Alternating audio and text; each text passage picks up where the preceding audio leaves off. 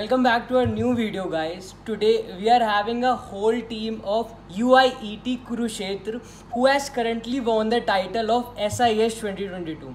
Today we will be discussing about their project, their innovative idea, and about the flow of SIH, like how it go. Let's start with their introduction. You can continue. Hi Arav, thanks for having us here. I am Rajat, team lead of Morse Coders. And talking about my role, basically, first I am the lead. And the basic role of lead is to communicate all the information with the SIH. और secondly, मैं मेरी team में machine learning engineer basically हमारे project एक machine learning heavy project था जिसके अंदर काफी मशीन लर्निंग यूज है बेसिकली उसी के ऊपर बेस है एक मेन एस्पेक्ट उसका तो मैं मेरा जो टेक्निकली जो रोल था वो एक मशीन लर्निंग इंजीनियर का था. So, hello everyone. I'm Amit Kumar. Currently, I'm doing my BTech in Electronics and Communication Engineering, and I'm Android developer of my team.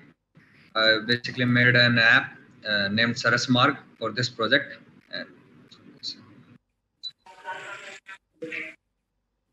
Hi Arav, thanks for inviting us. I'm Ritik Khurana and I'm a computer science and engineering undergraduate. I have been previously interned at DigiBros as a software engineering intern and also interned at Coding Ninjas as a teaching assistant of data structures and algorithm. In the current SIH team, my role was to build a website called Sarasmarg, and I was playing the role of full stack web developer. Okay. So hello everyone, my name is Arushi and I'm a third year student at UIT. And in my team, my work was to present the entire solution in front of the judges for evaluation purpose. And along with that, I helped Kashish in designing work.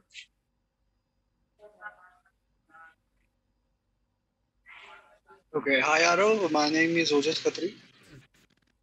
So basically, in the team, my role was to do the cloud deployment and the cloud security part. So basically what I did is take all the applications and all the APIs and connect them all together on the cloud and make it secure and accessible all over the world. So that's the rough idea what I have done. Hello Arav, I'm Kashish. I was the main designer in this project. From designing our website front end to designing our app as well as our website, all are done by me. Great, guys. First of all, congratulations for this journey. Let me ask you about how does this flow goes of SIH? आप इसको elaborate कर सकते हो तो? Anyone of you? Unmute. हाँ रोम मैं बताता हूँ कि कैसे होता है SIH. बेसिकली इस साल थोड़ा सा लेट हुआ है SIH. जनरली ये जनवरी में इसका नोटिफिकेशन आता है जो SIH की ऑफिशियल वेबसाइट है.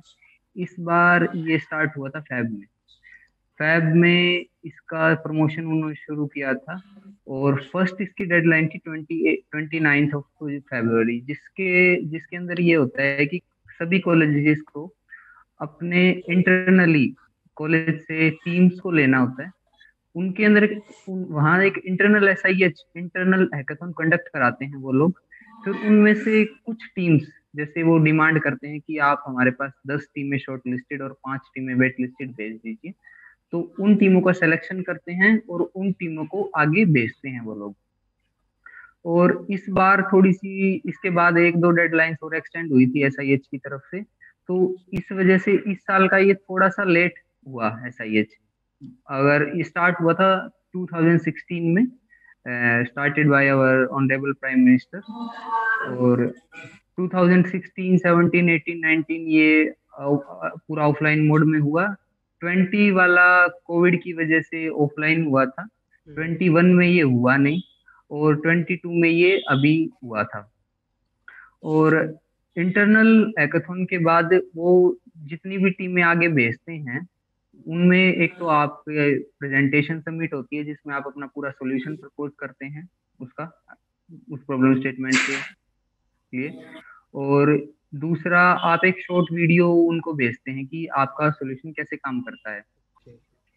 इसके बाद एक प्री क्वालिफायर राउंड होता है जिसमें इवेल्युएटर्स होते हैं SIH की तरफ से, और जो कंसर्न मिनिस्ट्रीज हैं जिनके प्रॉब्लम स्टेटमेंट्स गिवन हैं, उन मिनिस्ट्रीज के लोग उन प्रपोजल्स को, उन वीडियोस को इवेल्युएट करते हैं, और ऑन एन एवरेज 5 टीम्स पर प्रॉब्लम स्टेटमेंट वो सेलेक्ट करते हैं, जिनको वो बाद में नोडल सेंटर्स पे बुलाते हैं।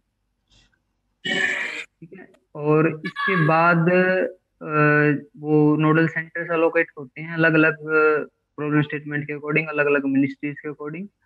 फिर वो टीमें नोडल सेंटर्स पे जाके compete करती हैं।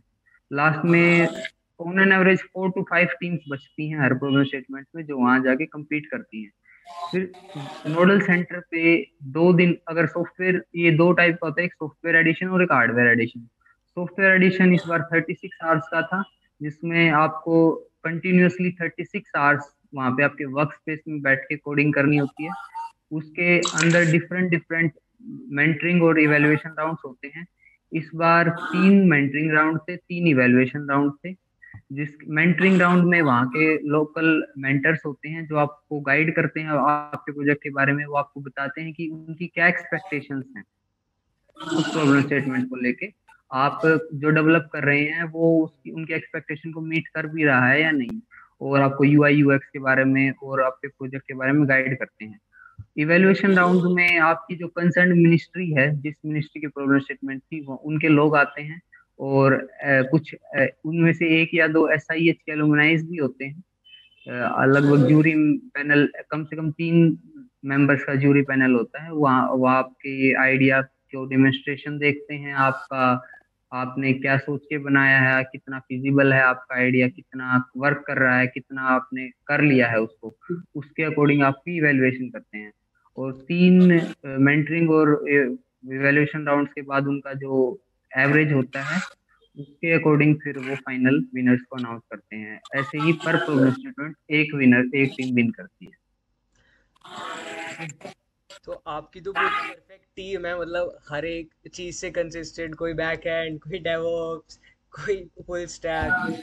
तो आप अपने प्रोजेक्ट के बारे में बता सकते हो कि किस टाइप से आपने सोचा इसके बारे में, from where did you get inspiration? So basically पहले मैं अपने सॉल्यूशन के बारे में बताता हूँ। तो हमें DRDO की तरफ से ये मिला था कि रोड के हेल्थ कंडीशन के बारे में रिपोर्ट करना है, उसकी सारी कंडीशन, कैसा रोड है, पोर्ट होल्स वगैरह है या नहीं, वगैरह वगैरह। तो DRDO ने कुछ सजेस्ट करे थे हमें, like you can use drone, satellite data और any other physical sensor that can be embedded on the road और इन द व्हीकल्स। सो हमने काफ़ी रिसर्च करी। हम ये चाहते थे कि जो हमारा सॉल्यूशन है वो बेसिकली एक ऐसा बने कि जो स्केलेबल हो, जो काफ़ी लेस टाइम में स्केल हो जाए, क्योंकि ये प्रॉब्लम बहुत ज़्यादा सीरियस है और इससे बहुत ज़्यादा एक्सीडेंट होते हैं। तो हमने इसको स्केलेबल बनाने की सोची थी। तो so we rejected the drones part and physical sensor part, क्योंकि एक तो उनकी लिमिटेड रेंज है, और आपको जैसे पता है इंडिया का इतना बड़ा रोड नेटवर्क्स है, second largest in the world. तो उसमें अगर हम इतने सारे ड्रोन्स लगाने लग गए या फिजिकल सेंसर एम्बेड करने लगे तो वो काफी ज्यादा कॉस्टली पड़ जाएगा, और वो कम टाइम में हो ही नहीं सकता वो चीज। तो फिर हमने अपना थोड़ा रिसर्च करा कि करंट सिनेरियो क्या, कैसे अभी कंप्लेंट रजिस्टर हो रही है रोड्स। हमने पाया कि MCD को या कोई डिस्ट्रिक्ट अथॉरिटी को उनको जाके उनके ऑफिस पे रिपोर्ट करके आना होता है। तो हमने सोचा कि हम एक काम करते हैं, जो प्री एग्जिस्टिंग रिसोर्सेज हमारे पास, जो हमारे पास पहले से रिसोर्सेज है, हम उनका यूटिलाइज करें। तो हमने देखा कि स्मार्टफोन सब मोस्टली यूजर्स के पास एक्सेसिबल है। तो हमने एक सिंपल सी ऐप बनाई, सेमी ऑटोमेटिक टाइप की ऐप, जिसमें क्या होगा कि यूजर किसी भी रोड की जैसी भी कंडीशन है, चाहे पोर्ट होल है, वाटर लॉगिंग है, वगैरह वगैरह, वो उसकी पिक्चर क्लिक कर सकता है। तो हमारी ऐप में एक फीचर था डिटेक्ट लोकेशन करके। तो हाँ, उससे यूजर की लोकेशन, करंट लोकेशन डिटेक्ट हो जाती थी, और हमारा पीछे मशीन लर्निंग मॉडल ऐप पे रन हो रहा था, जिसके थ्रू वो ये भी डिटेक्ट हो जाता है कि यूजर वो ना होए, यूजर को स्पैम क्रिएट ना कर दे। तो हम मशीन लर्निंग मॉडल से हम रोड को भी डिटेक्ट कर रहे थे, रोड की असल में कंडीशन खराब है या नहीं। After successfully detecting by ML model वो कंप्लेंट रजिस्टर होती थी अथॉरिटी के पास। तो फिर हमने सोचा कि खाली ऐप से तो कुछ काम चलेगा नहीं, क्योंकि हर एक यूजर ऐप तो गाड़ी से उतर के करेगा नहीं। तो हमने सोचा सेकंड सोर्सेज क्या हो सकता है। तो हमने सोचा इंडिया में बहुत जगह सीसीटीवी कैमरास है, मतलब हर जगह नहीं है पर मोस्टली जगह है। तो हम सीसीटीवी कैमरा से उनकी कैमरा फीड भी लेने लग गए और हम उसको भी सेम मशीन लर्निंग मॉडल पे लगा के वहां से भी टेस्ट करने लग गए। और फिर वहां से जो अगर कोई मशीन लर्निंग मॉडल डिटेक्ट करता था तो वो हम अथॉरिटी के पास कंप्लेंट कर देते थे। तो माना कि सीसीटीवी कैमरा सारा एरिया कवर नहीं करते, but at least 40 to 60% of the roads वे कवर करते हैं। और at least 40 to 60% of the roads की भी प्रॉब्लम अगर डिटेक्ट हो रही है तो उसमें बुराई ही क्या है। ठीक है। और फिर हमने सोचा कि चलो एक चीज और लाते हैं इनोवेटिव। हमने कुछ सोचा कि हम जो सेंसर्स वाली बात डीआरडीओ ने कही थी उसमें फिजिकल सेंसर का यूज ना करके हमारे पास सबके पास स्मार्टफोन है। हमने स्मार्टफोन्स के जो इंटरनल सेंसर्स होते हैं लाइक लीनियर एक्सेलेरोमीटर सेंसर और जायरोस्कोप सेंसर, हमने उनका यूज करने का सोचा। हमने सोचा कि इसकी रीडिंग वैसे कैसे आती है, हमने उसका प्लॉट करके देखा, सब कुछ करके देखा, डाटा लिया। तो हमने उसको टेस्ट भी करा कि इसकी रीडिंग जब हम गड्ढे में जाते हैं, स्पीड ब्रेकर पे जाते हैं, अलग अलग जगह कैसी कैसी रीडिंग्स आती है। तो हमने उसको एनालाइज करा, उसके अकॉर्डिंग हमने एक एल्गोरिथम डिजाइन करा। तो सेंसर्स का डाटा लेके हमने वो ऐप में भी करा एम्बेड सेंसर वाला पार्ट। तो हम क्या कर रहे थे कि जिस यूजर को फोटोज नहीं क्लिक करनी है और जहाँ पे सीसीटीवी कैमराज नहीं है, पर व्हीकल्स तो हर जगह जाते हैं रोड पे। तो अगर कोई डिफॉर्म्ड रोड आता है तो उसमें फोन की मूवमेंट होगी। तो हमने वो चेंज रिकॉर्ड कर लिया और हमने एक थ्रेशोल्ड सेट कर रखा था। अगर इस थ्रेशोल्ड से ऊपर जाके चेंज आता है सेंसर्स की रीडिंग में तो हम उसको एज अ मार्क ऐड कर लेंगे। बट इसमें दिक्कत क्या थी? इसमें दिक्कत ये थी कि जैसे मान लो कोई स्पीड ब्रेकर आया, कार्स की सडन ब्रेकिंग भी हुई तो भी वो रीडिंग करेगा ही, है ना। तो हमने डायरेक्टली इसको कंप्लेंट अथॉरिटी पे कंप्लेंट करने के ना सोच के हमने सोचा कि एक काम करते हैं, इसको पहले कुछ सम अमाउंट ऑफ यूजर्स का डाटा कलेक्ट करते हैं। तो हमने एल्गोरिथम में फिर चेंजेस करे। हमने लगभग उस सेम एक रेडियस बना लिया लाइक 100 मीटर्स का, या you can say any 10 to 20 metre radius का हमने एक सर्कल लिया। उस लोकेशन में अगर वो सेम टाइप के ही चेंजेस आ रहे हैं तो हम उनकी रीडिंग्स कलेक्ट करेंगे। बेसिकली जो हमने फिर सेंसर वाला पार्ट जो ऐप में एम्बेड करा तो उससे हमने अलग अलग सेंसर्स की रीडिंग लेने चालू कर दी, लीनियर एक्सेलेरोमीटर और जायरोस्कोप की। तो उससे हमने डाटा को एनालाइज करा और फिर उसके हिसाब से हमने अपना एल्गोरिथम डिजाइन करा था। तो इससे क्या हुआ, हमारे पास टोटल 3 सोर्सेज हो गए। और हमारे सॉल्यूशन की सबसे मेन खास बात ये थी कि जैसे ये टाइम लेता जाएगा ना, हर टाइम टू टाइम जैसे जैसे नई कंप्लेंट आती जाएगी, हमारा जो मशीन लर्निंग मॉडल था वो अपने आप को रीट्रेन करता जाएगा, वो उतना ही ज्यादा एक्यूरेट होता जाएगा। अदर सॉल्यूशन जो डीआरडीओ ने भी सजेस्ट करे थे लाइक ड्रोन और फिजिकल सेंसर, उसमें बात क्या थी कि टाइम टू टाइम ड्रोन्स की और आपको पता फिजिकल सेंसर कोई भी मशीन हो टाइम टू टाइम वो खराब होती जाती है। ठीक है। तो उनकी time to time accuracy decrease हो रही थी पर हमारी उल्टा ही इंक्रीज हो रही थी। ठीक है। और हमने एक और पॉइंट, नोवेल्टी पॉइंट सोचा था कि अगर ड्रोन्स और उसका कोई भी सेमीकंडक्टर सेंसर्स का यूज करते तो उससे हमारे इंडिया पे इंपोर्ट ज्यादा बढ़ता। एक तो हम वैसे सेमीकंडक्टर बहुत ज्यादा अमाउंट में इंपोर्ट कर रहे हैं, तो उससे क्या होता है कि हम अगर वे यूज करते सेमीकंडक्टर्स और ड्रोन्स तो हम बहुत ज्यादा इंपोर्ट का लोड बढ़ा देते गवर्नमेंट पे। पर हमने क्या करा, जो हमारे एग्जिस्टिंग रिसोर्सेज है हमने वही यूटिलाइज कर लिए। तो बेसिकली ये था हमारा सॉल्यूशन जो कि स्केलेबल भी था क्योंकि मोस्टली यूजर्स स्मार्टफोन यूज करते हैं। सीसीटीवी भी काफी % ऑफ द रोड्स पे है। और सेकंड जो थर्ड पार्ट था वो सेंसर का, वो ऐप में एम्बेड ही था उसी स्मार्टफोन पे। तो हमने सोचा जब स्मार्टफोन ही स्मार्ट है और सीसीटीवी भी हमारे पास स्मार्ट है तो हम ये क्यों ही ना यूज कर लें। Thank you. तो आपका जो कोई वहाँ SIH में राउंड्स वगैरह हुए थे उसके बारे में कोई डिस्कस कर सके, छोटे पार्ट में बता सके कैसे आपने मैनेज किए वो सारे, कोई ऐसा मूवमेंट आया हो आपको लगा हो कि कुछ भी? 15 मिनट्स पहले वो हुआ था, वेबसाइट का वर्क करनी स्टॉप हो गई था लास्ट फाइनल राउंड से पहले। 15 मिनट्स पहले का राउंड हमारी वेबसाइट में कुछ फ्रंट एंड में चेंजेस करने के लिए सजेशन आया था। तो हमने फ्रंट एंड में चेंजेस करे, उसके बाद वेबसाइट बंद हो गई। मतलब जो फ्रंट एंड था तो स्टेटस अपडेट का था, फिर कंप्लेंट रजिस्टर का बैक एंड से स्टेटस अपडेट आ रहा है, डेटाबेस में चेंजेस आ रहे हैं, फ्रंट एंड पे शो नहीं हो रहा। ये लास्ट मोमेंट पे एरर आई थी, और फिर मैं और ऋतिक हम दोनों लगे थे, 15 से 20 मिनट लगे थे, लेकिन जैसे तैसे करके वो एरर सॉल्व हुई थी। वो हेडरेस का थोड़ा इश्यूज था, तो वो जाके हमने सॉल्व कर दिया था।